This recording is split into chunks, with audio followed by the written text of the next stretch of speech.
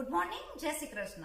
આને સવાર પડી છે. સવાર પડી તો હું તમને એક વસ્તુ આજે એવી બતાડું છું, કારણ કે વ્યુઅર્સની ડિમાન્ડ છે કે બીનાબેન તમારા વાળ આટલા સરસ મજાના છે તો તમે શું યુઝ કરો છો. તો હું તમને બતાડું આજે કે હું શું યુઝ કરું છું અને ઇમ્યુન સિસ્ટમ તમારી કેવી રીતની સ્ટ્રોંગ થાય એટલું આપણે ઓઇલ બનાવશું. મારી પાસે છે બે રીતના લીમડો, સુકેલો લીમડો અને લીલો લીમડો. આ લીલો લીમડો ઓસ્ટ્રેલિયામાં તો બહુ જ મળતો હોય છે, ઘરે ઘરે મોટા મોટા ઝાડ ઉગેલા હોય, તો આપણે લઈ લેશું લીલો લીમડો કાપીને.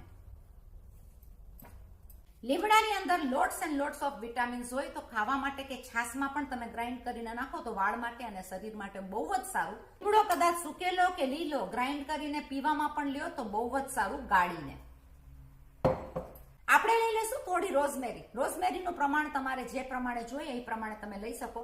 બધી બાજુ રોઝમેરી અવેલેબલ હોય છે.